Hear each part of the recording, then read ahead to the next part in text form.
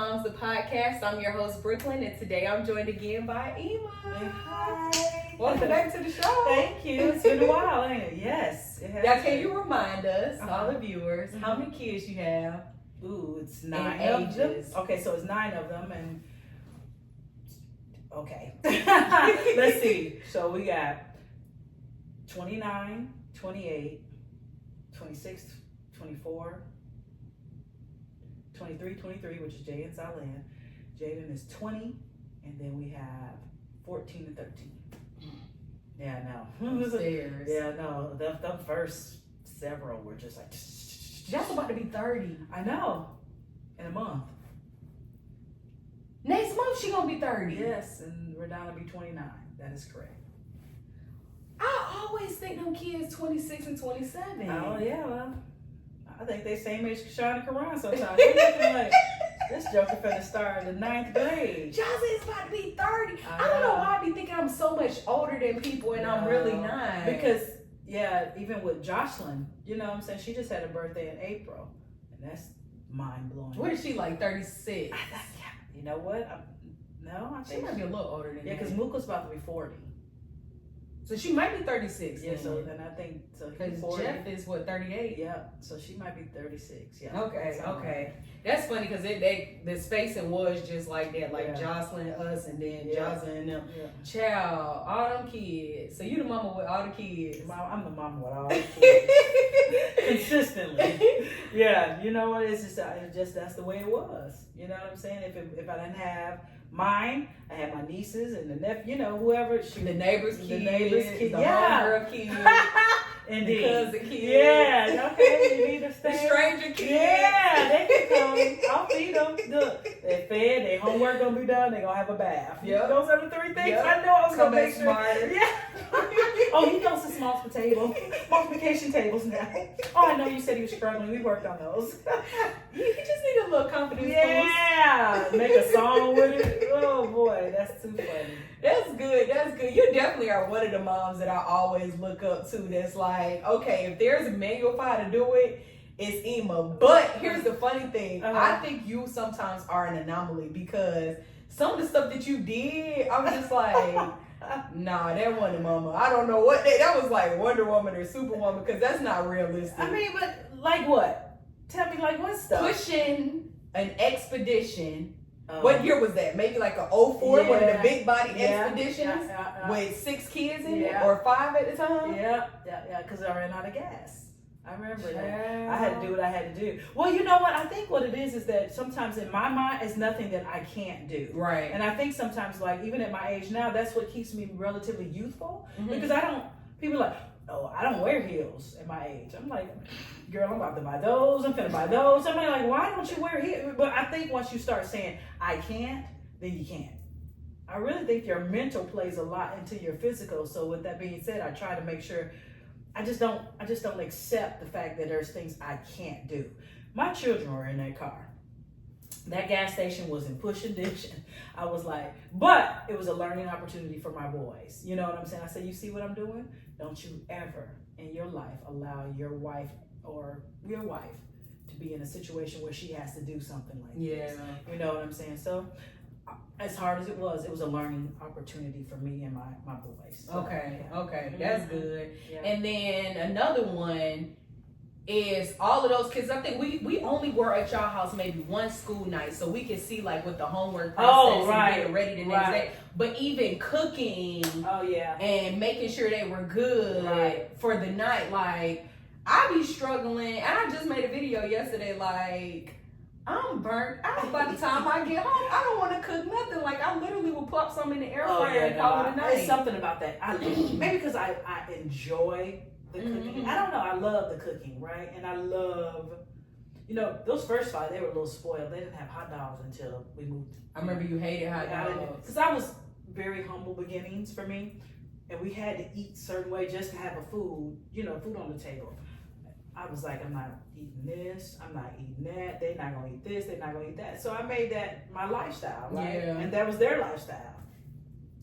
But the convenient part about it was that every house that I had, my kitchen was right always off the dining room table where everybody sat up and did homework. Mm-hmm. So as I'm cooking, I'm still engaged with the children while they're doing their homework. Okay. So that worked, right? So I'm cooking, I'm like, oh, I can go around there, help somebody come back. And then you always had the oldest who could, like Jaza could always help Jade, or Jaza could always help Sadiq, and Sadiq could always help, so that worked out pretty good too, because I had those ages, because you gotta realize, I think they all were in elementary at the same time.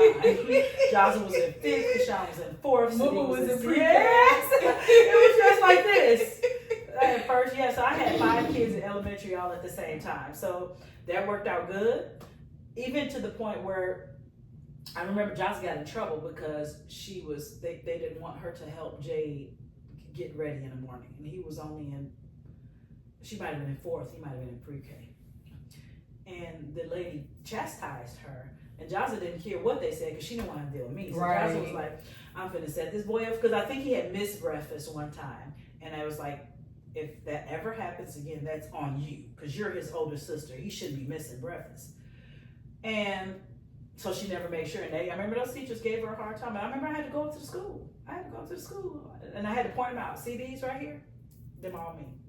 Yep. She gonna do whatever I tell her to do. Yep. So she's more afraid of me than she is of you. So with that being said, they were all it was a mess. It was a hot mess. I had to go up there, girl. It was a little. I had to get a little ignorant. I was like, and then my daughter's on principal list, so she was an A student. Yep.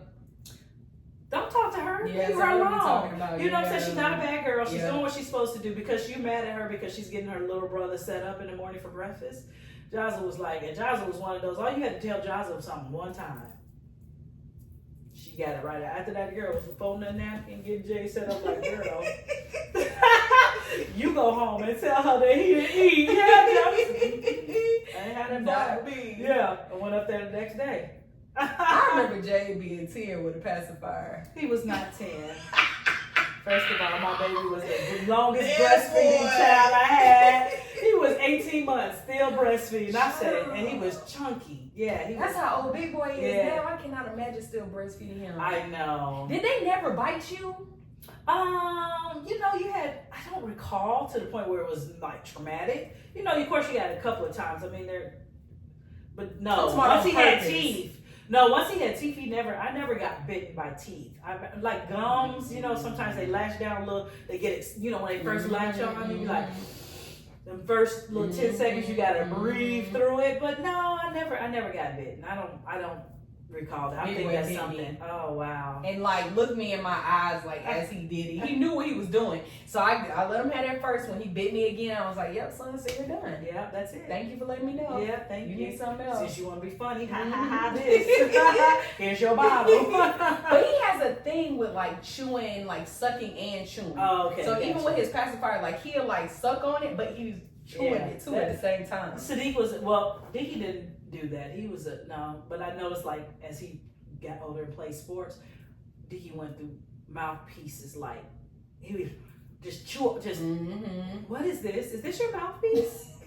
Like this the one I just bought for $30, you know what I'm saying? So yeah, I don't know if that's a nervous energy, you know what I'm saying, or whatever it is, but hey, he didn't bite me. I'm a chewer though. Like I'll chew some gum, and I won't even know I have a gum. Like people would be like, "All right, take your gum out," and I'm just sitting there chewing. Like the gum is like, "Oh dang, I guess I was chewing." I used to chew gum when I was in school and studied. Okay, that was my.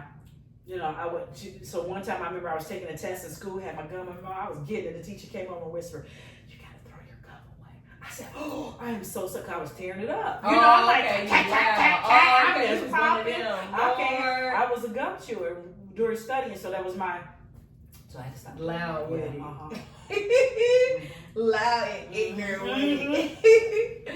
But today I wanted to have you on to talk about when your kid is in trouble. Okay. And we definitely can approach it many different ways, but just for our moms out there, I want to talk to, having that support group, but also being able to talk to other moms and sharing your story maybe can inspire or help somebody else. Like when your kids are in trouble. So whether we're talking incarceration, whether we're talking suspensions, whether we're talking overdosing, I think you've experienced some of those too. So that's another thing too. So when I say like superwoman, just the way that you handle certain things, because I remember having a conversation with Redon, like, Redon, I never knew you went through all of this stuff. Like, these things have happened to you because your mom wasn't a mom that was on the phone like, yeah, he in trouble again, or yeah, he done did this again. So even the way that you handled it, I don't know. Like, I don't know your story. I don't know how you did it. But for those moms who maybe have kids that are going through things, what are, I guess, some experiences you had or some advice you could offer? Well, one thing as a mom, you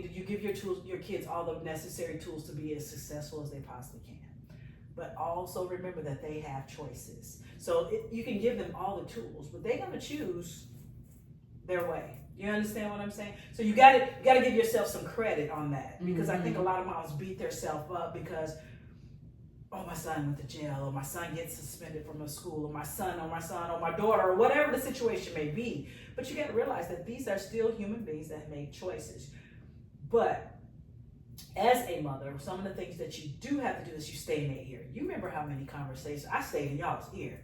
Remember them times while I'm cooking in that kitchen, you might have been sitting at that little bar, and I'm talking to you about men. I'm talking to you about boys. I'm talking to you about school. I'm talking to you about money, credit. Yep. I'm talking to you about everything that I know that I may have not had the opportunity to be spoken to about, right? But here's the thing. You're going to either choose what you said. You know, I told you, make sure you don't, your credit is this is this. You still might have messed your credit up. You understand? Because I knew about credit, but I messed my credit up when I was young, because you start giving somebody 20 years old a card that has no limits. Think about it. You're 20. Yep. The most important thing to you right now is your fit for the next time you're going out. Yep. You're not thinking about, oh, when I retire and da-da-da-da. Yep. So, you live and you learn, right? So you give them all the tools. You tell them all the stuff. Like me and Cassandra can run in the car now. We'll sit there and talk about, so what's your credit score going to be? Mine going to be 725. Mine going to be 8. Mine going to be, so it's a game. You got to make it fun at the same time, because you don't want to seem like you're always pouring knowledge into them to the point where you're annoying. Okay. So you know what I'm talking about? So you can share stuff with kids, but you gotta make it fun, because they are still kids. Yeah. They still kids, and sometimes I think people get caught up in, I'm gonna make sure my kid knows everything. Yeah, but you didn't got on his nerves. Now he's not really listening. He's sitting there going, and I feel myself getting to that place. I don't want to be that place. Like, I want to make sure teaching is fun, or learning is fun for them. You got to, and it's not hard. You know what I'm saying? It's really not a hard thing. Just be like, okay, so if I gave you $20 today, tell me what you would do with it. And I said, I'm gonna buy this, I'm gonna buy this. But if you've already taught her that you should always make sure you're saving something, when she say I'm gonna put $5 up, then you know you did your job. Okay. You understand what I'm saying? Yeah. So you got $5, and you say, so next time I'm gonna give you $20 more. What you gonna do? Then you just make it. You got to be like interactive and kind of goofy and kind of silly and making jokes. That's the best way to get kids to learn something, have fun with it. Because I'm just thinking about myself. I don't want to sit in a class and somebody just talking to me all day. Yeah. And what did they say? You got a minute and something to engage people, and then after that they either lost or they're gone, right? I can't remember that time, but it's the truth. I am like that now. If I'm reading something, if it ain't catching me, I'm done.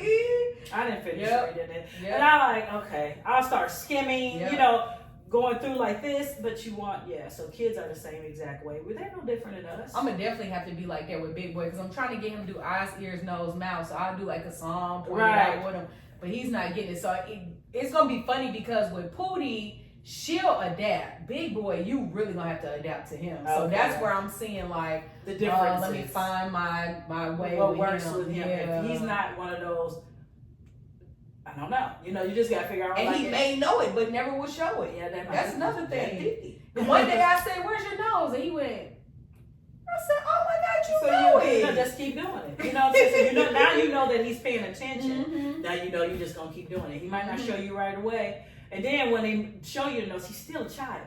You're going to be like, oh, my boy is so smart. Kids love that stuff. I mean, just like animals and pets. You could be saying the most derogatory thing to them, but as long as you're saying it in a hyper energy, they're like, think about it. He probably don't know what you're saying literally, but you're coming with that energy like, you are so brilliant. Yeah. My son, has an IEP. For a long time when he was in like third grade, third grade, he was figuring it out, right? I told him he was you're intelligent. You are so smart.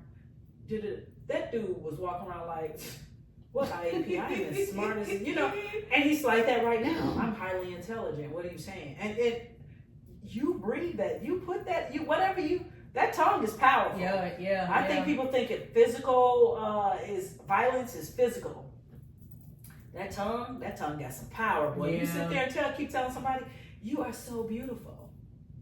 I remember my mom told me a long time, because I was dark skinned, I was kind of wild, I was tall, I had a lot of hair, I was all over the place. And my mother told me, you may not always be the most beautiful girl in the room, but you carry yourself like you are.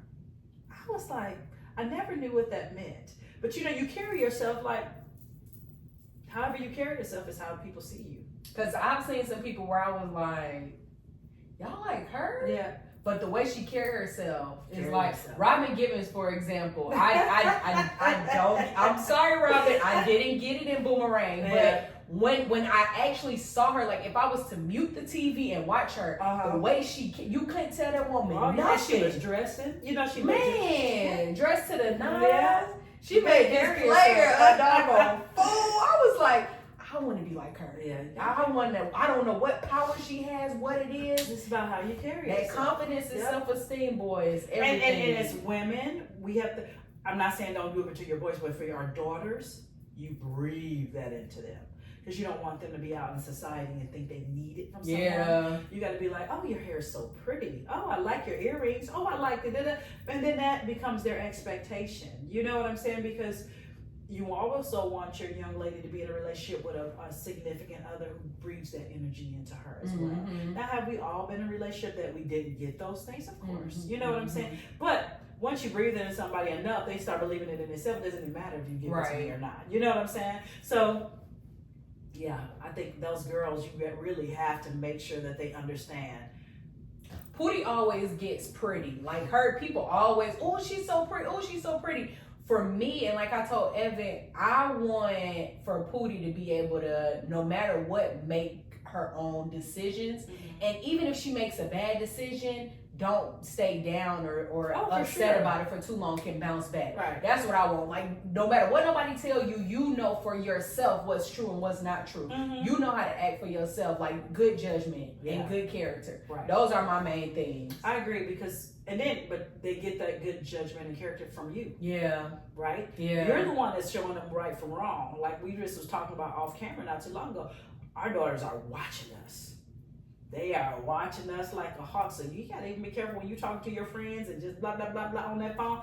She might be watching the TV, but she listening to every dang on word that you're saying. And you be like, so you gotta be careful with that language that you use around your daughter, because they're listening. You are their mommy. You're their woman that they're looking to, like, because they adore you. Yeah. You know what I'm saying? So you gotta be careful with that though, because it can hinder, her progress, or it can help her elevate her. You know what I'm saying? So you have to being intentional, while very necessary, is a struggle.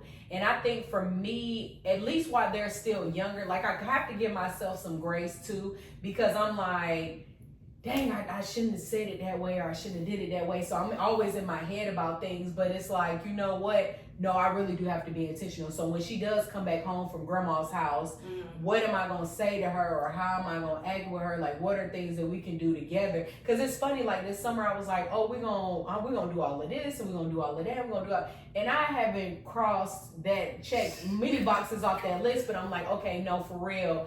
At least one day a week we need to go to the library, or go do an activity, or go to the playground, or go do something. Right. They have activities like where they can build stuff and play with stuff, and other kids are there. I'm talking about that library, boy. Well, because I had a lot of children, so I always tried to find things that were cost effective. So the library was free. We would sit there. They have story time. They may have somebody dressed like the Cat in the Hat. They sit there and then we go get $1 ice cream. You can't tell me nothing. Boy, done. Yep. $6, you know what I'm saying? But they were at the house for like 6 hours. Yep. Done. You know, we was at the library for then we went to the park. We had an ice cream. Finished. You know what I'm saying? So you gotta, even with, we're gonna mess up because there's no manual. Mm-hmm. You're gonna say things sometimes that you ain't supposed to say. But you gotta be woman enough or big enough to say, I'm sorry. Yeah. She responds very well today. Oh. We were at the beach because so my biggest thing is catching it when I'm really frustrated. So it's funny hearing you talk about being in the kitchen, cooking, and helping with homework. If I'm cooking or I'm completing a task, I just get in tunnel mode. So I have to sometimes, open up and be more flexible, not be so rigid. Like, people are going to ask me things. People are going to distract me. Like, I can't always just sit down and get stuff done. Like, no, I'm probably going to be cooking spaghetti for the next 2 hours. Like, it's okay. At least they're going to eat. Like, and it's the deadlines for me. Like, by this time I want to have dinner done. By this time I want to have them in the bed. By this time I want, instead of just relaxing. Look, you're tripping. But I mean, I had the kids were in bed by 8. That was my goal. But we had it was a routine. I mean, you still got little babies still yet. So when they get a little older, it gets a little bit easier. You know what I'm saying? Because now you got a routine. Or we'll be in the car. Even with Cassandra and Karan now. In the car. Okay, guys, we get home. It's going to be 5:46. What I want y'all to do, y'all go upstairs, take your showers, get your clothes out, then sit at the table, do homework while I'm cooking dinner. Now they know what their plan is once they get in the house. And they were like 7 and 8. But they know how to do those things themselves. So they go home, get in the shower. You take a shower in my room. Because it was always a big deal to shower in my room for some reason. So now we switch turns. You get the shower in my room tonight. You go in the other room. You shower. Y'all get done. Get your clothes out. Bring all your dirty clothes downstairs. Put them right. You know. So it was a plan. So we planned it out in the car because then that takes some of your frustration away. Because when you get in the house and you don't have a plan that you've set up in the car, then you now you're trying to tell them to do what to do one day and threw their book bag down there and ran up the steps. They're trying to get on the game. No, because we talked about it in the car. Step one, because you got to realize they were going to school all the way in Conyers. I worked all the way in Norcross, and I lived in Jonesboro. So I was like boom, boom, boom, boom. So we had to have. I had Sean and Karan in bed at 8:30 every night, just because. Or on Sundays I would get your clothes out, put them in my room, and then I would iron them all for the week. Or at that point in time, I just wasn't sleeping though. I was sleeping like 4 hours. I would put them to bed. I clean the whole entire house, iron their clothes, get them ready for school, and then I would get myself ready for work. That's just a lot. Yeah, it is. I can't sacrifice sleep. Like, I notice if there's one thing that really I can't go without, it's sleep. Like, I have to have at least 6 hours a night. At the very least 6. Oh, wow. Or else I'm like jittery, cranky, all over the place, all of that. I was surviving off 4. Yeah. I was surviving. But some people can. Some people can. To each his own. To each his own. Because were you a caffeine drinker? Well, I was doing those monsters. Okay. Not the best, but I do a monster during the day. I would get up in the morning, drop the boys to school. I would do a monster on my way to work. And people say, "Oh, they make you crash." Never happened to me. I just was always. I just think I'm a high energy person already. And then you add that to it. That get me across the finish line. And then I was getting up early in the morning to go to yoga because my class is at 6. Then I would come home. Yeah, it was a lot. But I hear it now. Like, dang, that's a lot. At the time, it didn't seem like it. Because you had to do what you had to do. Yeah, I might be ironing clothes at 1 a.m. Yep, or 12.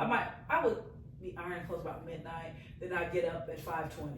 You know what I'm saying? Take my shower. I'd be in bed by 12:30. So I'd be like 12, 1, 2, 3.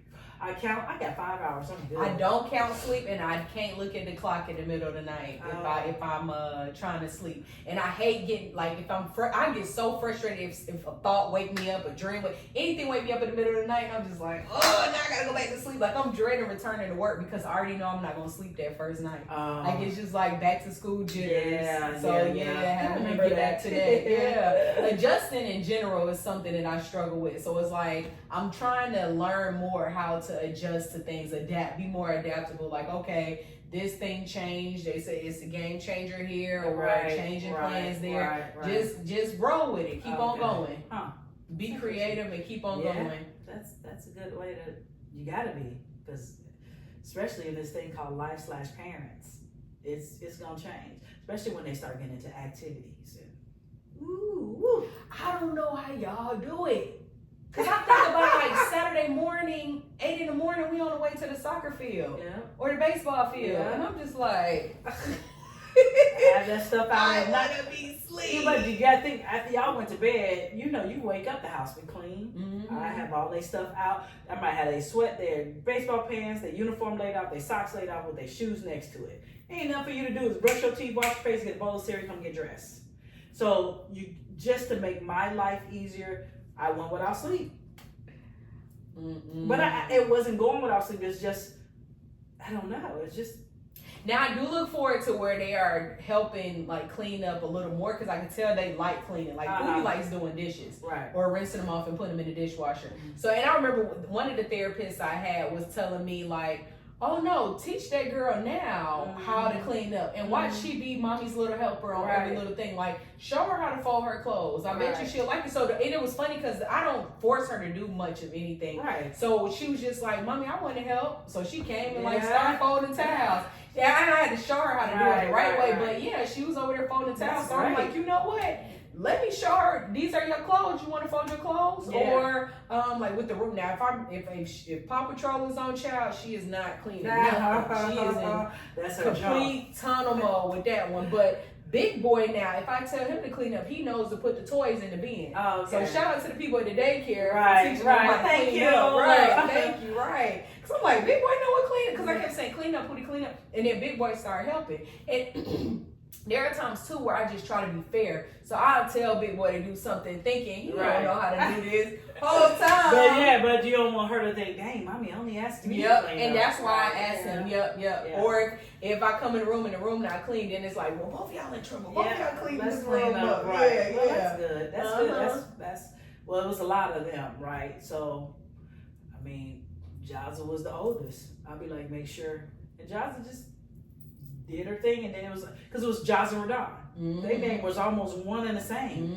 Jazza Radon, can y'all do that? Jazza Radon. I mean, it wasn't even a space between their names. If you think about it, it's like Jazza Radon and so DJ and Zalem were the babies then, and then it's just like it just changed. You know what I'm saying? So yeah, I was like, man, because Jazza Radon, I used to be like, hey y'all, when I'm gone, make sure this and this and this is done. Make sure you did this, this, and this. That was Verdun helping. Yeah, Jazza wasn't no joke now. Jazza's still really bossy. Jazza's exactly how I reared her to be. I mean, I could have did better with the affectionate part of things, because she is. You be like, jeez. Jazza's just like that. She's just how she was reared. She is tough. You know what I'm saying? She's tough and she's no nonsense. She don't want to hear no excuses. She don't want to hear none of that.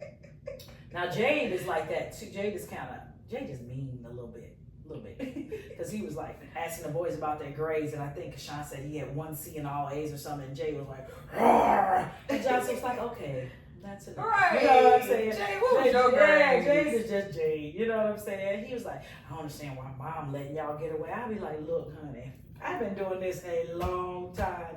Sometimes I'm like, I don't want to do no more science fair projects. I don't want to do them anymore. I'm tired of doing those. I've done so many. Matter of fact, just go out there and pull one of them old ones out. We'll be fine." Sheesh, it's a lot. We gotta go recreate. Yeah, we recycle. I want to do stuff. So it's a lot. And then I get caught up with the project.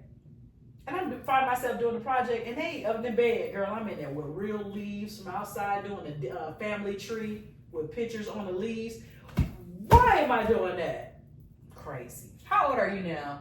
53.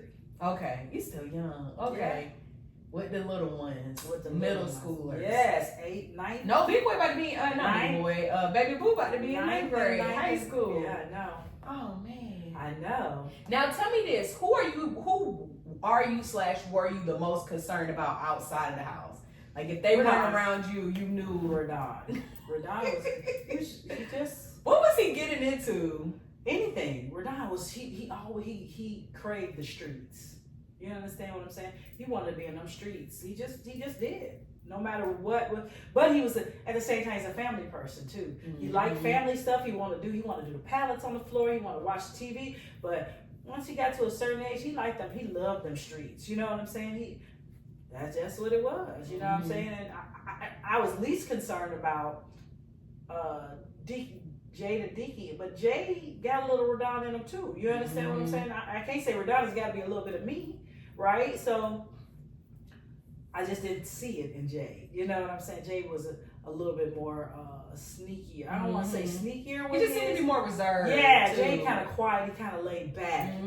Radon kind of gonna let you know, like, hey, look what I did today. He just talk. You know, you be like, boy, I'm where'd you get that You ain't from? supposed to be telling me this stuff. You know what I'm saying? So he's, you know, yeah. So Radon, I was always concerned about Radon. I was like, oh Lord, this boy. You know what I'm saying? He was a ladies' man very early on. He was like in 3rd grade trying to buy gifts and stuff. And I'm like, oh yeah. You know what I'm saying? Like, where did this all come from? But he was, that's just how he was. Now I remember you I guess were kind of concerned or had your thoughts about sending him to live with Dad. Right. If I had to do it again, I wouldn't have done it. Okay. I think he was at an age where he still needed his mama. Okay. You know what what age I'm saying? was that? I think he was 12. Okay. He was like 6th grade. He still needed his mama. And his dad, he's a great, don't get me wrong, you know, but I think he thought, oh, he's 12, he's good. I can go and be gone and do this, you know, he could take care. And Radon wasn't one of those children to be left alone. He had a scariness to him, like being in the house by himself, hearing noises, thunder and lightning. You know what I'm saying? He was afraid of a lot of things, even as a young preteen. And that forced him to get living with his dad. He was by himself with his father, so he was by himself. And I think that put him in a position to man up way too early. Yeah. So he already had that, I want to be in the streets. And then he had to grow up a little bit more than, so that, if I had did it over, I would have kept him at home a little longer and dealt with his problematic tendencies and just kept him at home for a little bit. Now, was he ever diagnosed as a kid? With ADHD? Well, see, you gotta remember, this is in the 90s, right? He was born in the 90s, so it's a little different back then. Like now, they don't have a problem with diagnosing kids. But even in school, like, did his schools ever have issues or say like, hey, I knew someone right. You know what I'm saying? Because now the thing about it is, Radon's odd because he could sit there and watch a host of movies back to back to back to back to back to back to back. People with ADHD usually don't have those type of tendencies. He could sit there and watch, you know, just sit in front of the TV and watch the whole Mission Impossible from 1, 2, 3, 4, 5. You know what I'm saying? That's not normal, right? Most people can't do it. But I think Radon was such a smart. I think his ADHD was more boredom. Okay. And because I think he was highly intelligent. Because even people who were talking with Radon when he was 7, was like, he's 7? You know what I'm saying? Are you sure he's 7? You know, so he was just a smart boy. And then even now with Radon, if we start talking about what's happening in Gaza, to Congo, to Israel, to anything, He's gonna carry a conversation. He's gonna be well versed on it because that boy he's not gonna be out there having conversations about things he don't know. That's one thing I do. Radon's a research person. Yeah. You know what I'm saying? So he should have been in something along that lines. I think if I directed him towards like a historian or something along that, I think he would have been phenomenal because he's like a sponge. You know what I'm saying? You get Radon in the right place, in the right room, people are going to be like, oh my gosh, this boy is brilliant. You know what I'm saying? And he's very charismatic. You know what I'm saying? He's a handsome boy, charisma. That equals whatever the hell you want to do in the world. You understand what I'm saying? So, although I had those concerns, I just didn't know how to hone it. Yeah. You know what I'm saying?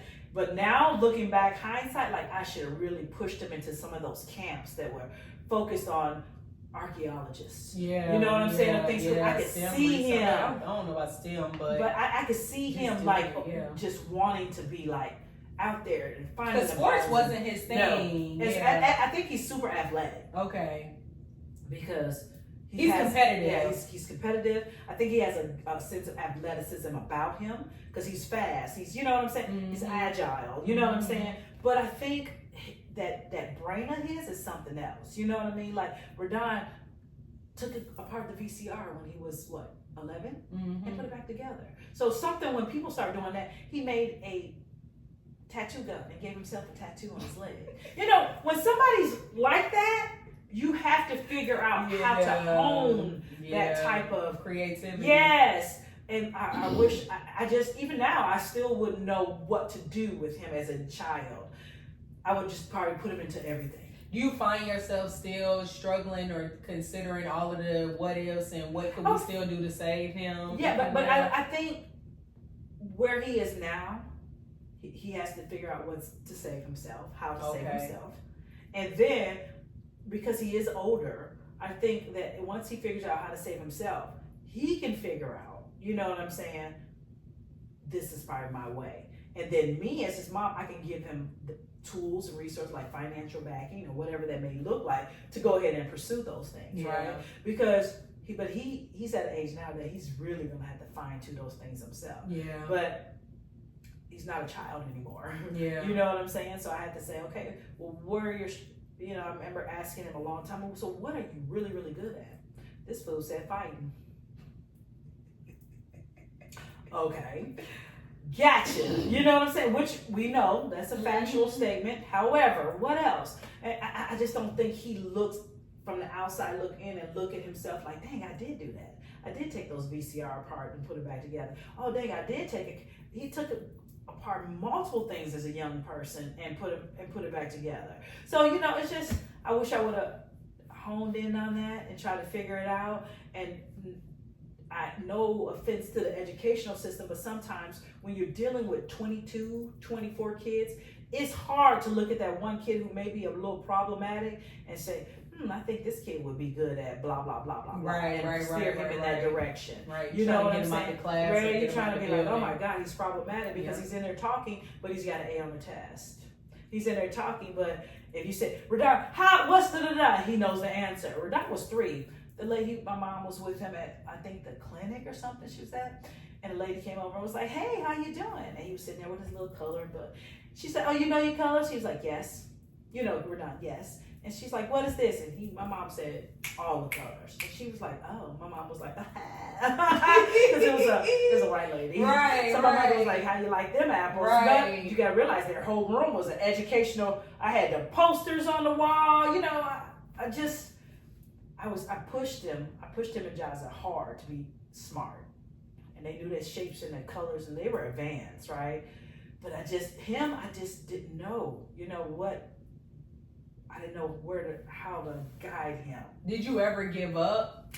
When I sent him to his father, I gave up because of his behavior. You know, he was getting preteen, he started But once I saw him calling home and needing, you know, he needed me, I probably should have been like, okay, he needs to come back home. You know what I'm saying? But I was like, I'm gonna teach you. You know what I'm saying? You need to get this together. But I should have brought him home. Even as he got older, because I remember that was the thing too, where it's like, we're down in trouble again, we're down in trouble again. Well, why don't Ema just, and it's like, being a mother now, how can you say or even suggest just cut her child off? Oh yeah, now when he's young, to me, he's not doing anything so horrendous to the point where it's like he's talking in class, he's pushing back in the chair. Oh no, I mean even in his adult years, like I know I've heard maybe people have conversation and suggest like, oh, we're down in trouble again, man. I wouldn't help him like this, or I wouldn't help him like that. Like even the times that you would take him in, I'm like, oh, so we're down back living here. Oh yeah, okay, it's because it's easy on the outside looking in. Yeah. I mean, if God forbid, if everything happened with your kid, I could easily say, oh my God, you should not let big man back in here because he's doing blah, blah, blah, blah. It's easy for me to say that because that is not my child. You know what I'm saying? That the oldest at that. And he's my firstborn son. Yeah. You know what I'm saying? So he's still always going to have that special thing with me. But when it comes to the part when he has addiction, when it comes to the point where there's things I cannot help him through. Addiction, in my opinion, and anybody can say that I'm wrong, God is the only person can get people through an addictive type of thing. I can sit here and talk to him all day. I can pray for him, and I can keep praying for him. But you have to say, this is no longer what I want for my life, and I'm going to turn it over to Jesus Christ himself to get me past this, because I don't believe that you can just get through addiction without the Lord. When were you first concerned about addiction with him? Oh, I was oblivious. You know what I'm saying? I'm going to say, how old was he? I'm going to say that I know that there was some pills being taken when I lived in Bridgestone when I came back from Albany. No, Okay. I came back from Albany. When I was in Albany, though, here's the thing. Sadiq had the knee surgery, and the oxycodone was gone. You know, because I didn't give Sadiq much of that. Right. I gave him a couple for those first 2 nights, but I offset it with ibuprofen, and then I weaned him off that because I was very, very afraid of that. But then I think I needed it for something maybe months later, and the bottle was empty. I was so confused, not thinking, you know, like, you're just not thinking, you know what I'm saying? Because you just, I was raised in a house where I dealt with a parent who was chemical and alcohol dependent. I thought I would know the signs. Oh. You understand? I thought I would, but I didn't see that. You know what I'm saying? I didn't see it. And do you think it's hereditary? I think that sometimes chemical and alcohol dependency can be. You know what I'm saying? I think that there are certain traits that is passed down from one generation to the next. And I think it depends on the person. My mom had chemical and alcohol dependency. I can't drink. You know what I'm saying? I can't even drink, but I look at my dad too, right? His dad doesn't have no, he can't either, does he? Oh no, his dad does. Oh, His dad knows. He understands where he is. Okay. And he struggled in the past with it, but you know, never to the point like where you losing everything. You know what I'm saying? Just can't drink it. You might act a fool and do some crazy stuff. Yes, that's when you say, okay, that's enough. I've never been that person. I can't drink. I drink more than 2 drinks. I'm either throwing up. I got to hang up. So it's just not my thing. You know what I'm saying? So I just don't do it. But I look at my kids. They can drink. I mean, we're at the house, and I'm like, y'all did 4 shots. You know, I can't drink. But they're adults. Same. I don't have that capacity. Yep. And none of them, you know, but they're super focused. You know, I do accredit that to myself, but also their dad. You know, their father is very focused. He is going to go after, he is a go-getter. You know what I'm saying? And all of them have it. Jaza has it. Sadiq has it. Jade has it. Zalin. Even if it may not be in the vein of something great, you're going to be the best at whatever it is. You know what I'm saying? So, yeah, it's just like, wow. You know what I'm saying? Like, Zalin is super, like, I could be like, come over and let's go shop and let's do, she's like, I have to study. I'm like, oh, you're lame. And I'm the mom. Right, trying to distract like, her. what? You can't go. I'm treating. No, Mom, I have to study. She just, and she about to graduate. I know, a whole graduation, like, in biology. Yep. Not like she went to school and got a little something. She went and got biology, and like she's like, and the people in my school think I'm so smart. I keep telling people their child is in sports medicine. Okay, now I can stop lying. Yeah, her degree's in bio. I think she really wants. Zalin is not. Let's see, how do we say that? She's not a people person. Per se. She likes research. She really loved to be in the lab, just figuring stuff out on her own. Don't bother her type chick. That's Zalin. That's what she want to do. I'm like, great. I think she wouldn't mind working at the aquarium. You know, because she likes that marine life type stuff. And then she went to Belize, I think that kind of even sparked even more interest for her. So whatever, you know, whatever she wants to do, I'm down with it. Now, how was that juggling the different personalities in the house growing up over all of those years? Because you raised pretty much, even though Redon left for a little bit, he did come back. So it's like you literally raised 5 kids all the way up. You went through your changes, they went through their changes. So even what this kid need versus what this kid need, and making sure that they're not competing or feeling left out. Well, Jade was so independent from the very onset. It's times that I think I missed out on Jade because he was a leader. You understand what I'm saying? And I mean, a purebred leader. No ifs, ands, or buts about that. Like, Jade is that guy. You know what I'm saying?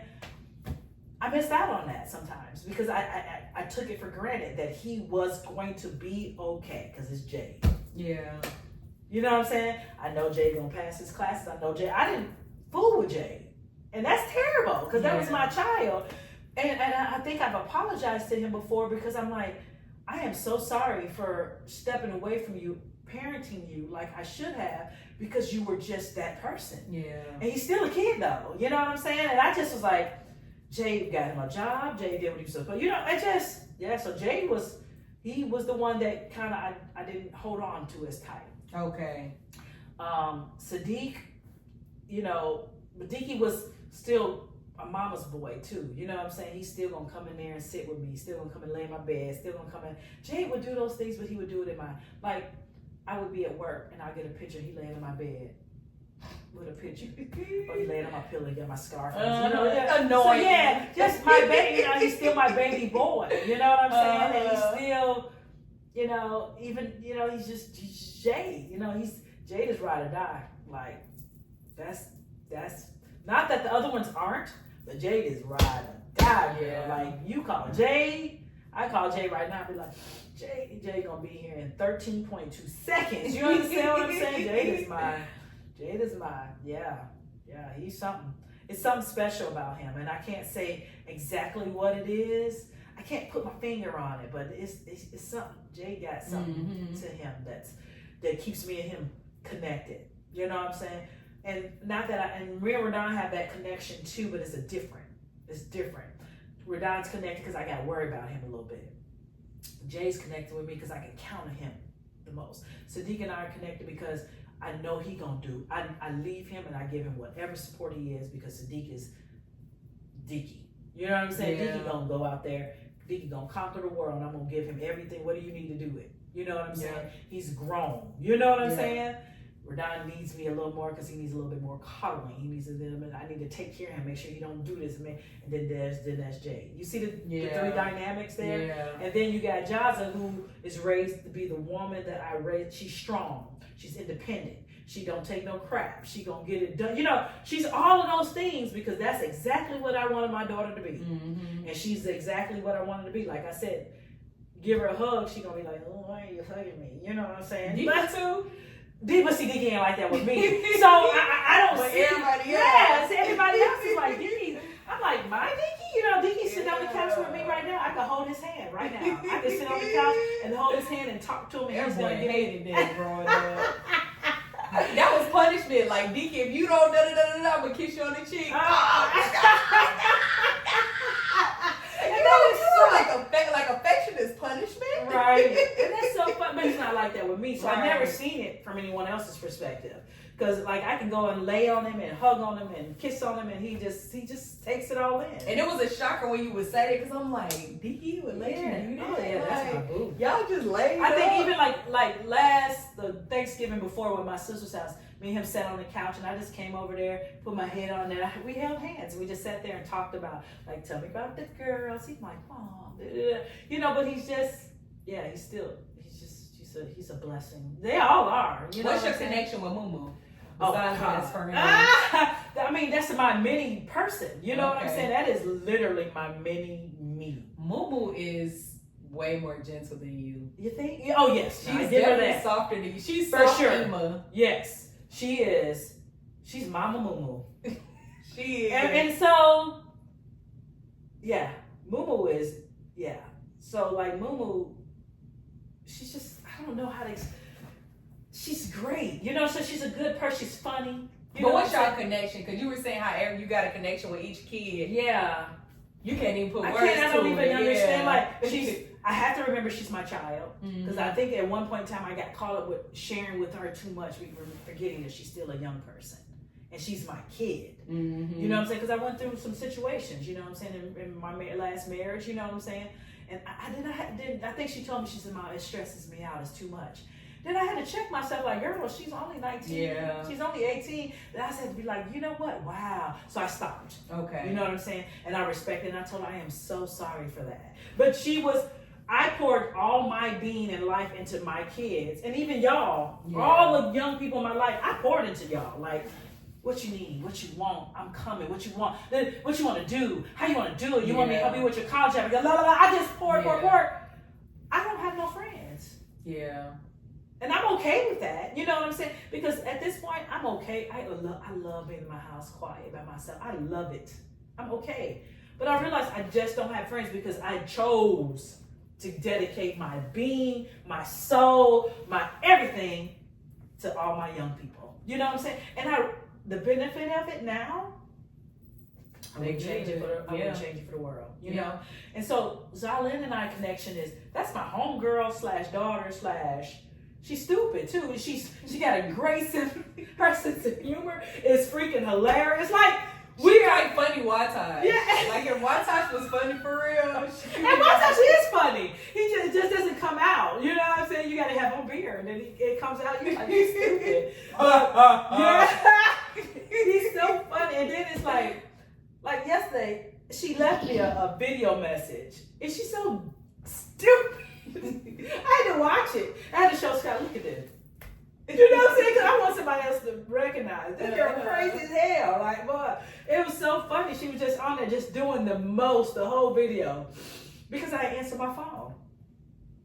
I said, if you don't But she's been like that since day one. Don't leave the house to go get your nails done and don't take a or don't tell her and give her a time frame. If I say I'm going to get my nails done, I could tell her that and be like, it should be an hour and a half. If it's an hour and 45 minutes, so I let her ring that phone. I thought she said it'd be an hour and a half. Well, when I got here, I had to wait.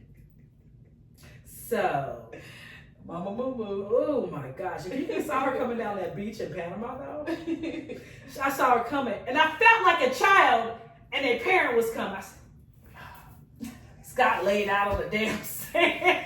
And here goes Eileen. Damn. She just told me 15 times before we went to Panama, don't go out far in that damn water, mama. She didn't send me video clippings.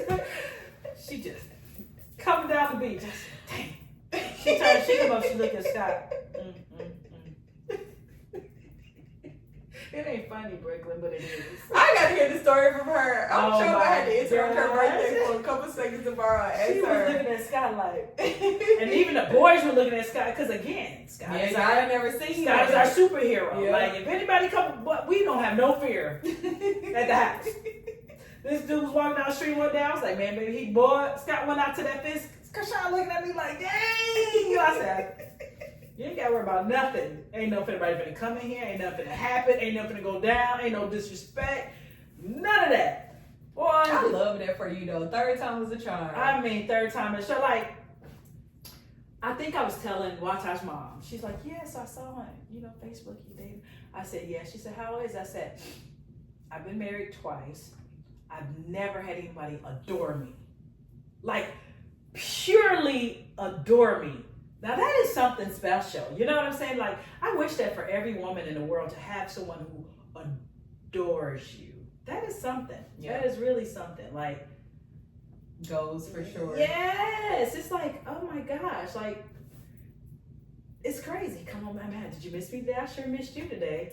I'd be like, oh. Yeah. And I go, what you want to eat, boy? What you want your bill? What you need? Your uniform hanging up. What you got? Yeah. When somebody starts talking to you like that, you be like, what can I do to make his life better? He even talking about that enclosed trailer.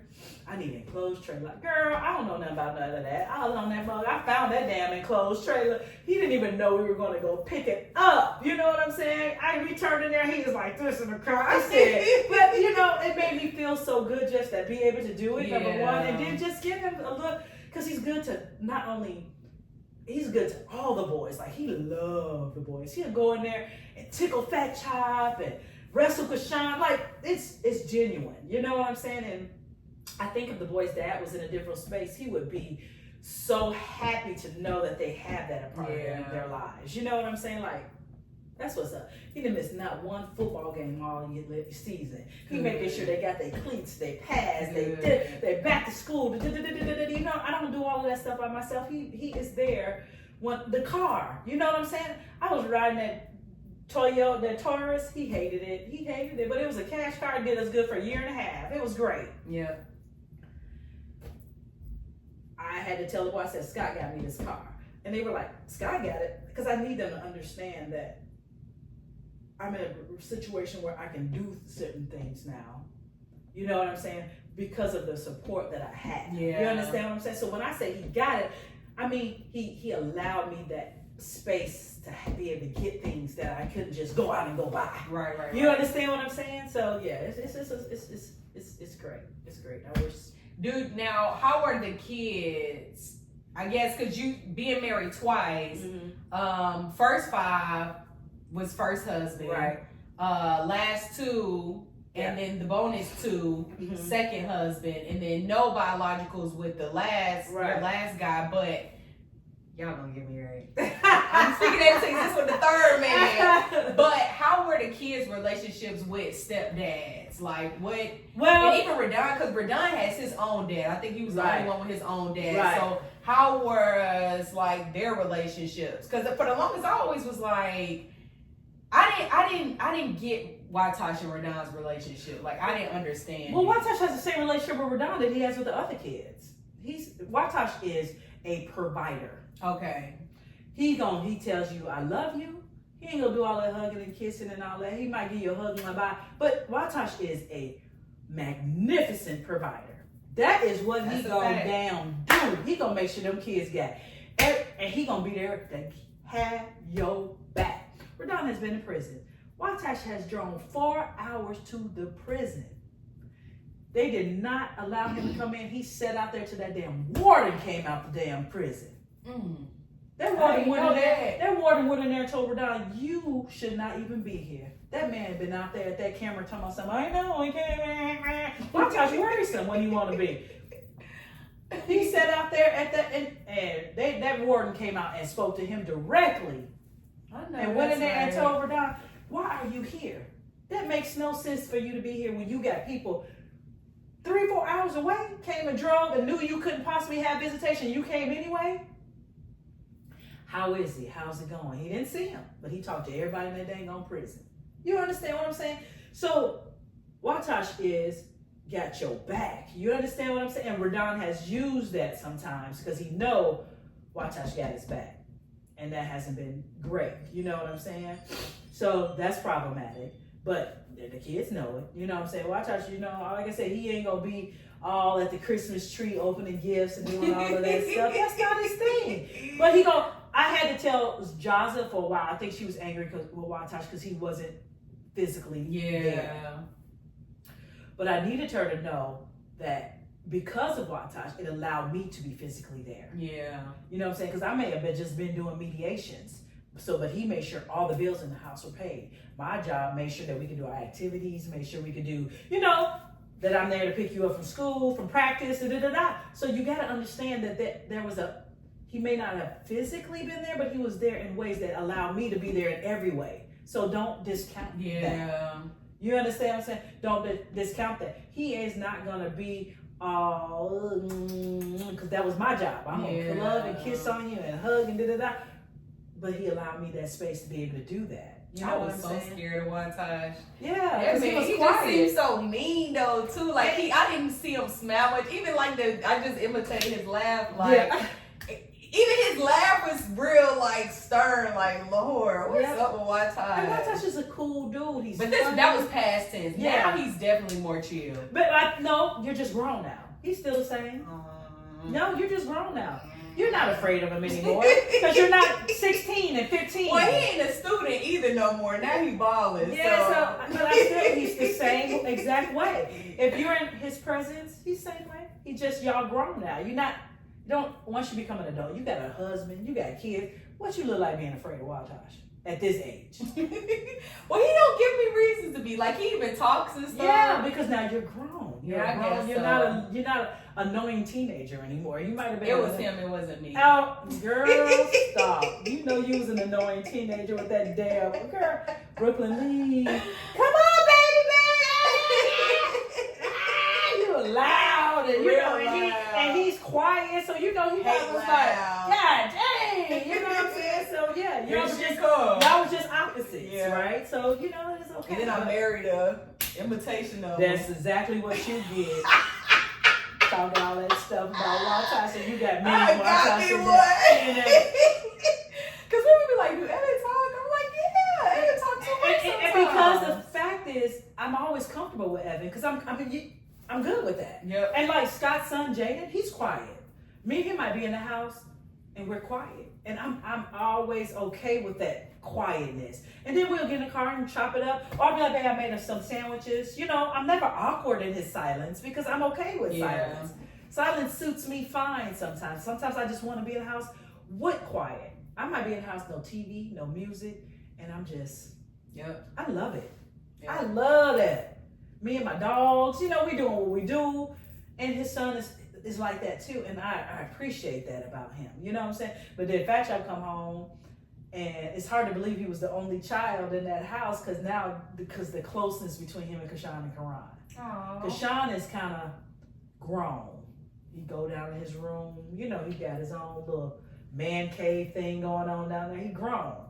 Kashawn, Jaden, and Fat Chop are alike. Okay. Jaden's quiet. Fat Chop off the chain. Yeah. Fat Chop say what he say and then it cracks Jaden up because he's like, I can't. Fat Chop that man just say anything. Yep. I say, yeah, he do. Yep. He don't say whatever. He'll look at me and say, oh, you look nice, mama. You might can get your feet done. He gonna keep you humble. Yeah. Don't think you cute if you ain't. He gonna tell you. I one time had this lipstick. This lipstick. In the car, my baby said, I don't know if I like that lipstick. I said, I know, I don't either. I knew it was suspect before I left the house. I said, I'm gonna try it anyway. I just said, oh no. I was in the car wiping that lipstick off. My baby told me, no, that's not the Now, way. how were they? Do they get into trouble in the house or in school? Or no. Any concerns about the last two? Fat Chop gets in trouble in school because he has a tendency to be a follower, a little bit, in my opinion. More than I would like. Kashawn is definitely going to be a leader. He struggled with a little bit not being true. I struggle with him being truthful sometimes. You could ask him something. I know the answer. Don't lie. Now, I didn't have that. So I'm going to ask you one more time. Most of the kids would be like, well, mama said I asked you one more time. It has to be, almost. I think, and then you're lying about dumb stuff. That was me. Yeah. I had that bad. I think that's just a stage in every child's life that do that. Except for like a Sadiq. Sadiq's quiet, so he ain't got no reason because he's like, I think a lot of it. No, I take that. I take that back. Sadiq wasn't gonna lie. Sadiq lied for a minute, then he gonna come back crying like, okay. I did it. You'll be sitting there like, well, I can't even get mad at him because he came back and told you. He wasn't good at keeping it for a long time. Okay. And then Jay, I don't know, like again, Jay, I would never know because this guy was always, I shouldn't have put him up on this thing. And then I watched all the young men around, like the Tamarios, the Camerons, everybody was like, this was Jay. Jay was the leader.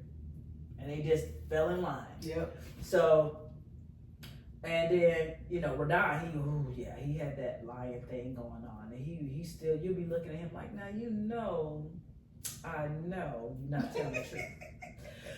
And then, but with Kashawn, elaborate lies. Yeah. That gonna fire you You'll something, be sitting man. there. He gonna come up with a motion Yeah, you'll be picture. like, shut up. Yeah, and then he gets you. Yep. 97% of the time, he used to get, that's where, Watash, it's time that I'll be like, Watash, I don't trust that. Watash has to call me sometimes and be like, okay, well, Radon said A, B, C, D. I'll be like, I don't believe it.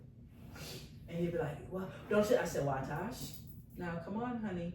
That's why Radon needs to understand how much love that man has for him because you can still manipulate him because he loves you. You understand what I'm saying? He want to believe. Yeah, he want to believe what you said. He'd be like, but he said, Watash. He'd be like, oh, yeah. Make it make sense, baby. Honey, make it make sense. You gotta make sense. I try to be like that. I know I remember learning manipulation, and I thought it was just convincing people. Like I almost thought it was a gift or an art. Like, I could con somebody. Well, I didn't use that type of verbiage, but more so like, I was so convincing. Like I persuaded this person. Like, I'm gonna be an attorney or I'm gonna be a salesman. Like I can get people to do whatever I want and say whatever I want. But for lying for me, especially to my mom, a lot of it because I was afraid. So here I am getting in trouble in school or getting suspended or having my own troubles myself. But it's like, I don't want to come out and tell you because her biggest thing is, why do I always have to find out from the school? Like, why do people always have to tell me? And then it's the timing of it too. Like, I was just about to take y'all on a trip. Or a week before your birthday. Or a week before Christmas. Then you go and do this stupid thing here. Like, what? All right. And I'm looking at the camera like, is it the camera? But, just being so afraid of how she will receive it or how she will respond, because I got whoopings because I stayed in trouble so much. And that's something too where I'm noticing even with Pootie, with like her processing, she want to be right so bad, but it's like, I don't want you to be right for fear of being wrong, Right. because of what you think is going to happen, Right. because you're wrong. Like, it's okay to be wrong. Is okay. Yeah. Mm-hmm. Even now, like as an adult, like a grown 33-year-old woman, I'll have my moments where I'm like talking to Evan and I'm just like, okay, honest moment, I felt a way about this or that, and it's like, it's so freeing to be vulnerable and to talk about things that before I thought that I would get in trouble for. And there will be times where he was like, well, why didn't you tell me this? Or why didn't you tell me that? Or what did you think was going to happen? And I'm like, I thought I would be in trouble. Right. Like it was just something that was innate. Like I just automatically thought like, I'm just going to be in trouble. Yeah, so your fear of being in trouble made you do certain things. Mm-hmm. That's fun. That's different. Even at work, like I can tell certain things at work. Like I'll say something to Evan, and it'll go back to, I just was afraid to get in trouble. Like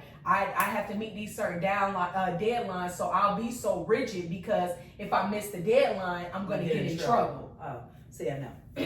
I was not me. That's terrible.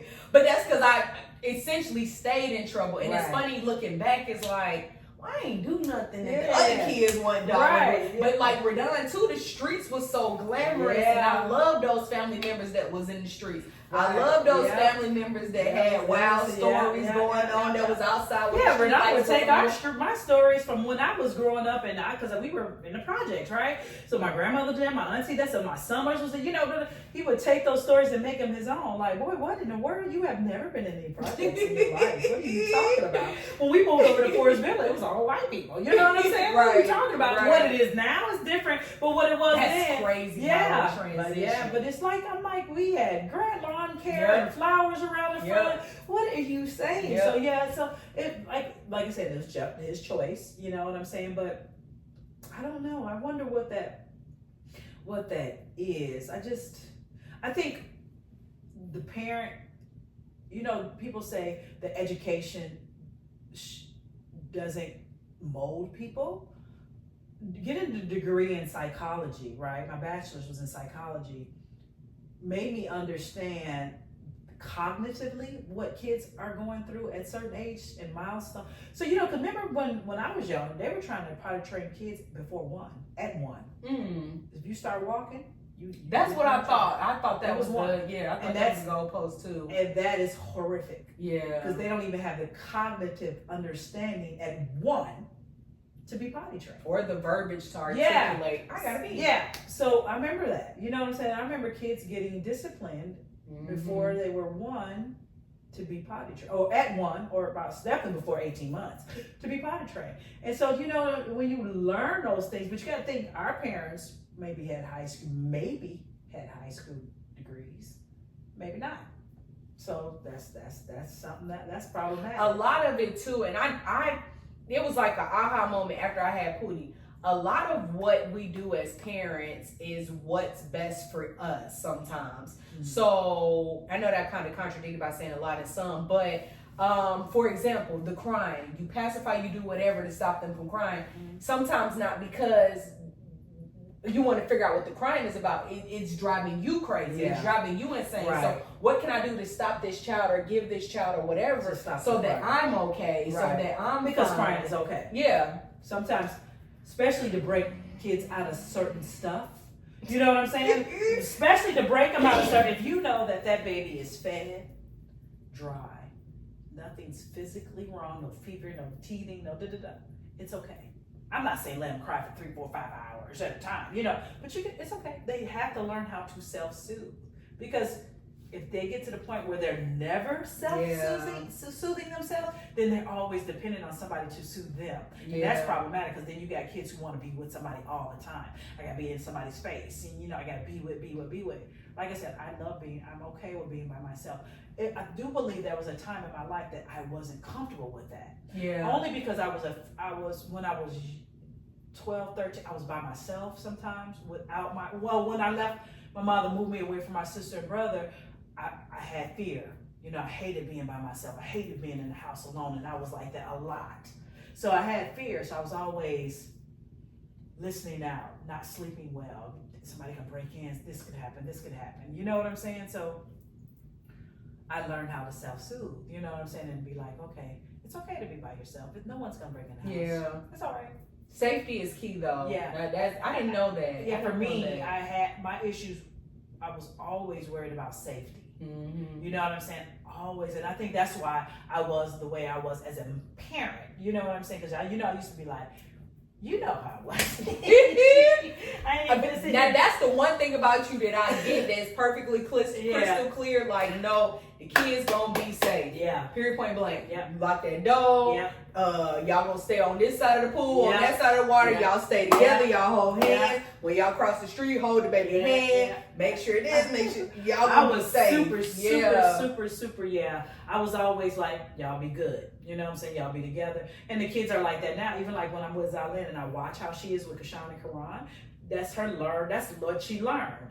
She was like, well, where are the babies? I'm like, the guys who are 3 inches taller than you, they are. No, because she's 5'3". Yep. Cassandra's 5'7.5" at this point in time. You might be 5'8". Where did you go? You went somewhere. She said, well, who's home with the babies? And it's like, the 14 and 13-year-old. They don't need a keeper, boo boo.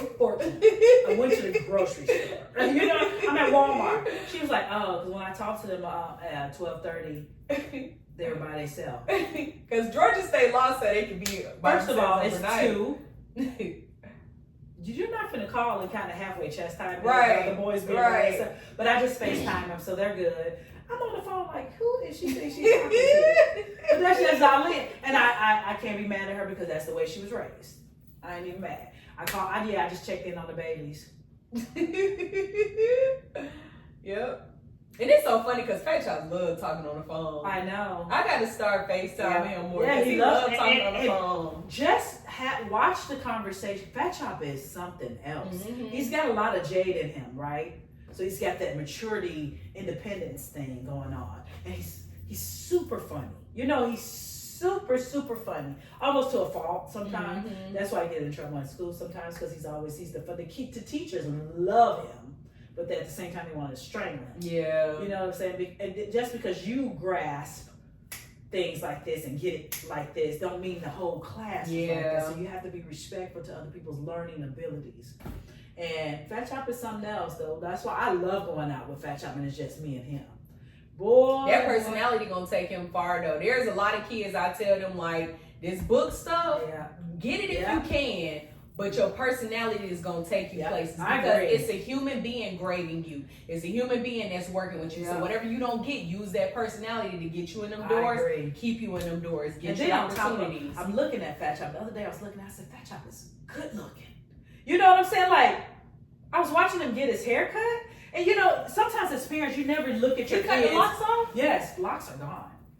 Fat Chop is, he's chocolate. He's got these high cheeks. He's got these features. He has really strong cheekbones. And I was looking at him like, wow. You know what I'm saying? Like, that is really. I'm surprised they're so small though. Like, I thought they would have been. Oh, I'm glad, because that means they're gonna get it. You know what I'm saying? Because usually when kids are growing too fast in 7th to 8th grade, that's where they stay. Yeah. Well, even Chubby. Yeah. And it's so funny, he's Fat Chops and just so skinny.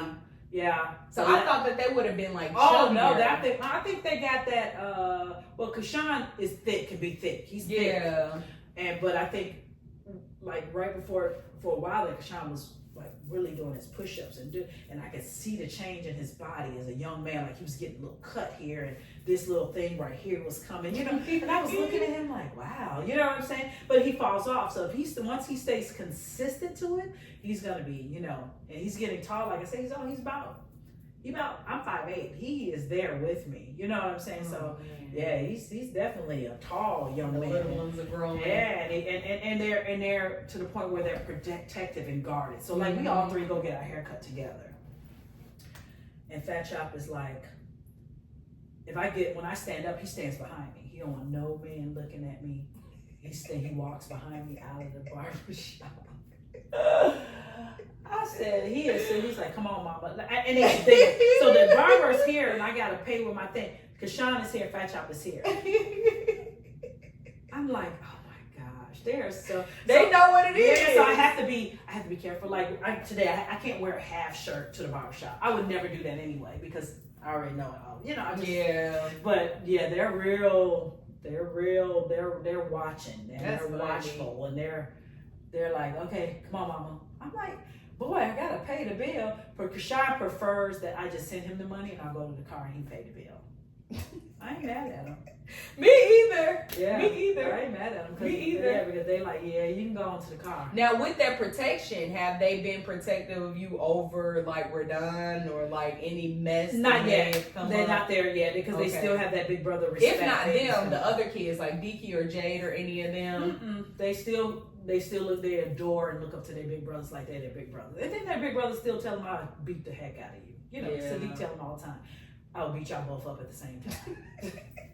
And they're scared of Jade. If Kashawn start doing too much, if he talking, I said, oh, well, let's call Jade and see what he thinks about that. He be like, oh, mama, they don't want no smoke from Jade. Like they look at his hair.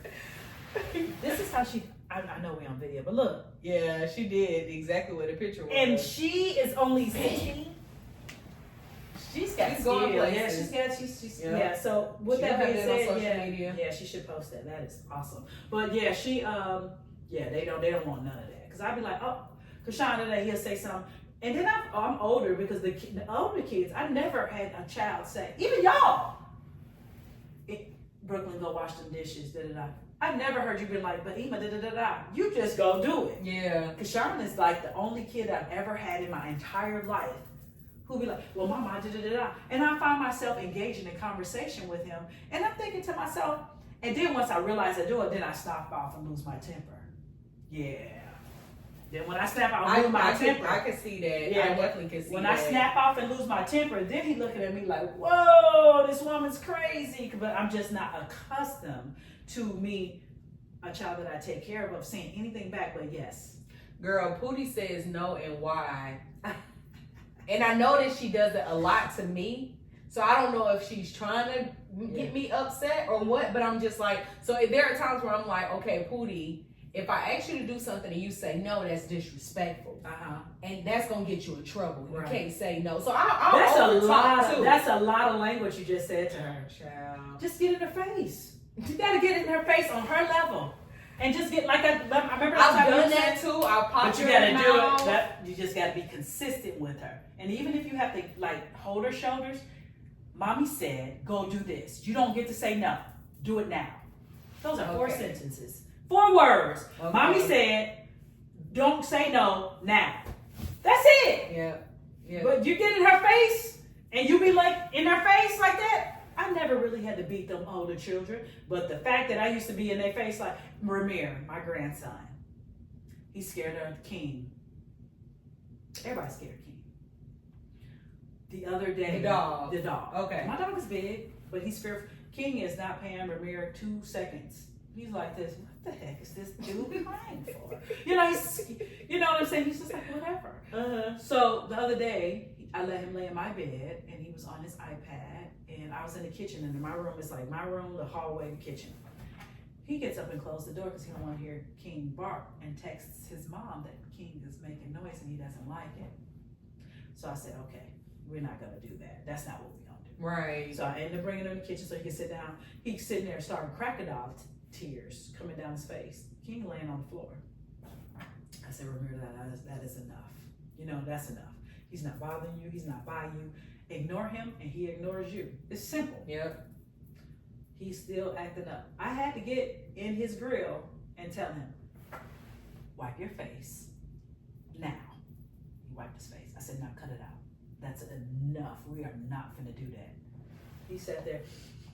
And I serious face for real. And I ignored him for the rest of the time. I be laughing though when I try to be serious with Pootie. I gotta stop, girl, because I say something to her and she'll go cry around the corner and all bust out. I know I gotta get it together. Again, remember this is a young lady. Woo, y'all hell. You better get it with women. Yeah. Girls with women. Yeah. The thing about young Jaza and Zalin were fearful for me at a very early age. I never had to worry about anything, and I hate to say because that fear grows into respect. Y'all was scared of me for a long time because I remember the one time that Brianna thought she was gonna wrestle me or something. I was thinking to myself, I'm gonna have to tear her ass up. Oh, can I cuss? Yeah. I'm gonna have to tear her ass up because I need her to know if you ever try me, I'm tearing you off the frame. You understand what I'm saying? And your mama was there, and I don't know if she thought I wouldn't do it in front of your mom, and your mom laughed at her. Your mom. I think she told you Eva just jacked Brianna up. Yeah, Brianna kind of.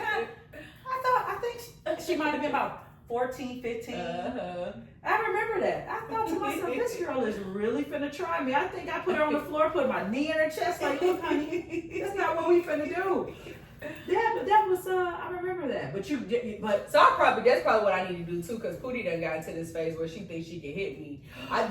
So she did that at my mama's house, and this the part that I be getting so frustrated with my mama.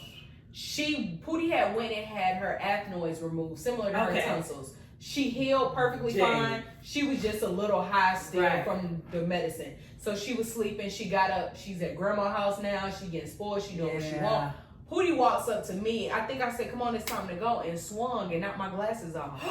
And I, before you know it, don't you ever put your hands on me. Yeah. In my face, and you knock my glasses. Don't you ever in your life. And then here come 18-year-old baby. I said, do not. Yep.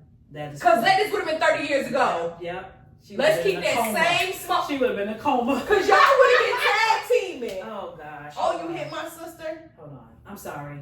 It's okay. Yes. Y'all ready? Huh? Yes. I know. I saw the picture. I'm coming. Okay. All right. See you in a minute. Yeah. Yeah. I knew it was somebody calling. Ooh. Hold on. Sorry.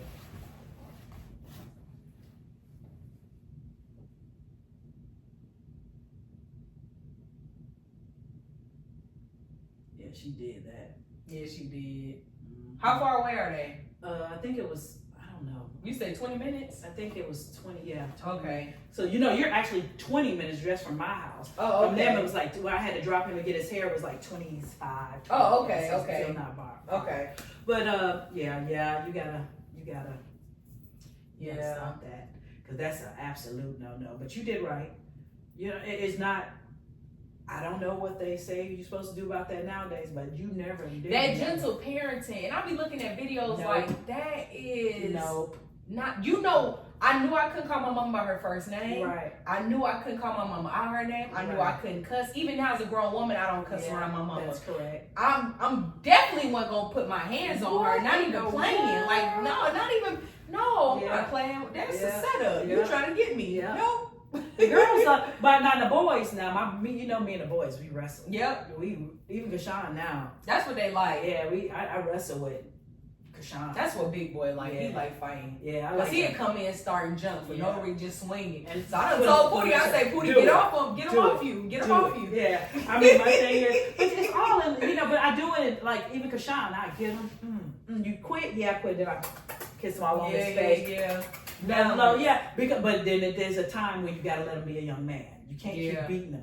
Yeah. You gotta let him win. Yeah. Because you don't want him to. He's a man. Yeah. You understand what I'm saying? He's a man, and then you gotta let him win. You know what I'm saying? Even if you think like now, Deshaun's strong. He ain't stronger than me yet, but he's strong. You know what I'm saying? And I still got a skill set that he ain't got. Yeah. So it's certain stuff we do. We wrestle, but that girl is strong. Like I gotta work. I be like. I be sweating and stuff after I get done, and then I'm older. You know what I'm saying? I'm not like Rihanna them. I was in my 30s, 40s. I got you. You know what I'm saying? This is a little different dynamic. So now, I told him you're gonna win. At some point in time, and as you should, because you're a man. You understand? But remember, I'm always your mother, and remember, you're always going to be a man. So you don't never want to be challenging a woman. That's stupid. You know what I'm saying? Be like, oh, I'm challenging her. What does that prove? And I always tell them, if you ever get to the point where you're with a woman that you feel you need to knock her head off, leave. Yep, and don't go back. Don't go back. That's good. Because there's a lot of women out there in this world that you ain't got to deal with no woman who's going to put you through that. You understand what I'm saying? And like, they're in a situation now with me and Scott that they're like, damn, Mom and Scott don't never argue. We don't argue about nothing. We had, in 3 years, we've been 3 discussions. 3! So we have 1 a year. You know what I'm saying? We don't argue. We don't argue. We don't fight about nothing. We just don't. Yeah. We're on the same page with 98% of this stuff. Or I could come in and say, babe, this is what I was thinking. I think we should do blah, blah, blah. And he's like, okay, he respects that. You know what I'm saying? Or he'll come and say, I want to do, like now, our living room is empty. We emptied out the whole living room. We want to start fresh with stuff for me and him. I don't want to bring my couch from my last relationship. Yeah, we want to start like our bed. Modeling too, right? Right. Yeah. And we just got a new bed in his bedroom. It's all new. You know what I'm saying? It's our bed. You know what I'm saying? So it's nice. So we just, and not to mention my dog had chewed up the couch. So we were just like, just get rid of it, start fresh. We were keeping my TV. We keep my TV. But outside of that, everything else is. And ain't nothing wrong with a little sage to play. Yeah, it's lovely. But everything is. We were doing the ceilings. We got the roof. Just got the roof done. It's really nice. It's does Redon like Scott? See, him and Scott didn't get a chance to really. I think he did. Like Scott, when Redon talked, Scott be like, "Hey man, how you doing?" He puts money on his books, and he said, "Keep your head up." So he's locked up now. Yeah. How long? He's supposed to be out July 11th, but we have to have a family meeting to see where he's going to go. Oh. My recommendation is for him to go straight into in-house therapy. Because you're clean, yes, you're in jail. I'm not going for that. I want you to go into therapy so you can figure out what's happening, why, you know what I'm saying? Then you need to write, and then I told him maybe like a couple of weeks ago, I said, Redon, you need to write letters to everyone and explain and being apologetic for the things that you've done, the things that you may have said. He said, I will. That hasn't done. That's how I know he's not ready. Yeah. He's still. That sounds like NA too. Yeah. That you tell the reason why I know that, because my mom went through it. My mom went through NA and AA, so I know what those steps are. I know what step 1 is going to require, and step 2, and step, till you get your steps. You need those. You need to do that. Now, how bad did his addiction get? I mean, to the point. He was out there. I heard, I never know that he was on the streets and he was doing stuff and swinging at the air and talking out loud, but you don't know. When you look at Redon was a good looking guy. He looked fresh. Right. His outfit is clean. How he got that, it's a whole different thing. You know what I'm saying? Sad. Yeah, it's sad because he deserves so much better for himself. He does deserve so much better for Ramir. You know what I'm saying? So, I don't know. I mean, do you care to share about saving him? I want to save him. Okay. Oh, for sure. No, I'm talking about like when you literally saved his okay. life. Oh, when you mean when he overdosed? Yeah. Oh, now that was, I don't know. Again, I'm a firm believer that God is with me, because the way that it happened, it was so cool. I was at football practice. I talked to him. By the time I got home from football practice, he was dead. And I remember you say dead, like laid out? No, he was unconscious in the room, on the bed when I came. And he was, I want to say I didn't feel a pulse. When I got to him, he was laid out on the bed like this, and the way he was laid was like this, like his arms was behind him, but he was, and I remember saying, and I knew it. You knew he wasn't asleep. I knew he wasn't asleep, but I knew that he had did some drugs the night before, because I sat on the porch with him. Somebody came up and brought him some drugs. And I knew it because I sat on the porch with him and I could see that he was out of it. And I was like, drink this water. And I sat out there with him and I could tell the way he was acting that it was just, I had a couple of drinks and smoked some weed, right? Not that that's acceptable, but I could tell that something wasn't right. So that led me to believe that he probably still had some drugs on him. But he didn't do nothing happen that night because I made him drink like back-to-back waters, got him hydrated, brought him in the house, and just stayed watching him. But then when I came back home from football, when I was banging, he didn't open the door, I was calling him. Fran was at the house, but he was downstairs in his room. And I came into the room and I said, Redon, you didn't hear me? And I looked at him and I knew immediately, right? Because I knew, remember the night before. And when I went to him, I said, Redon, and he just slumped over to the floor. Lord. I don't know how I got him. Like I said, that adrenaline is something. Girl. Because next thing I know, he was just on the floor. But here's the thing. I am not a healthcare provider by any means. Listening, I'm outside. I got him on the floor. I positioned his neck. I checked his airway. Where do I know all of this stuff? First of all, I did CPR training when I was 21. Yeah.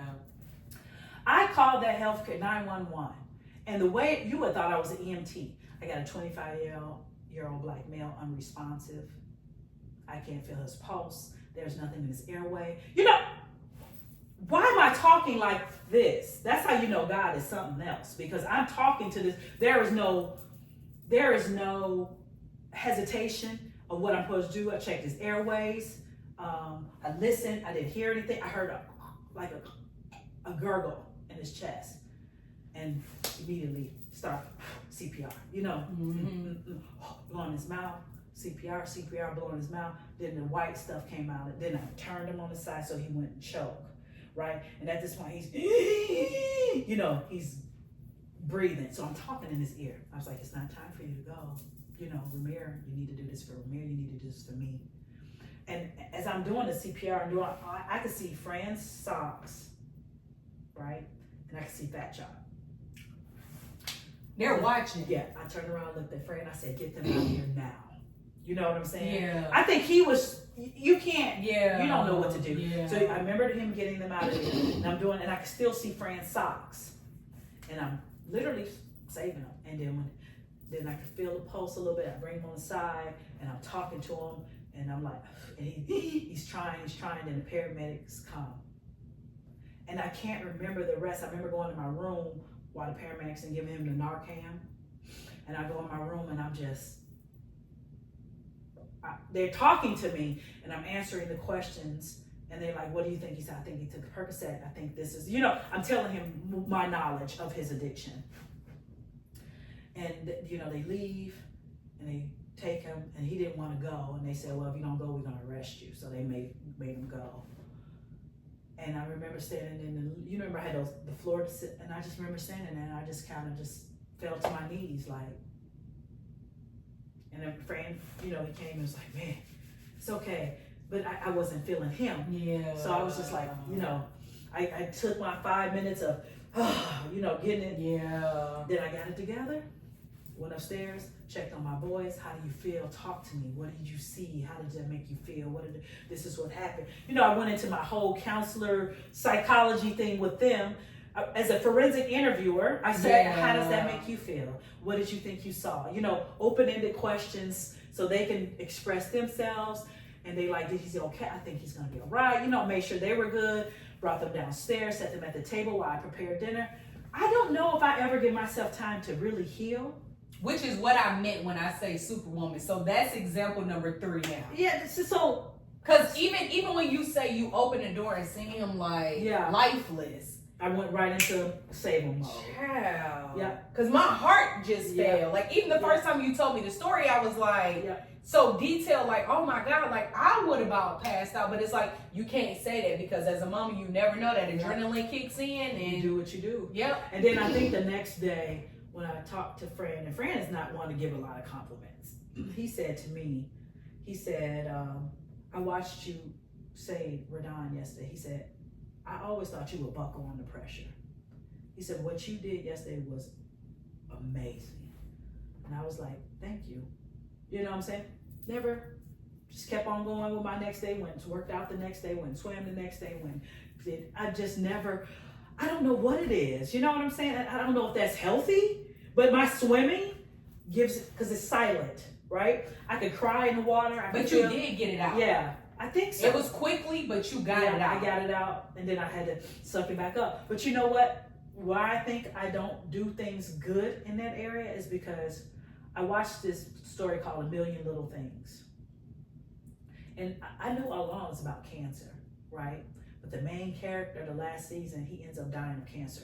His look of death was the look very similar to my mother, right? I cried for 2 days after seeing that. My mother died in 2010.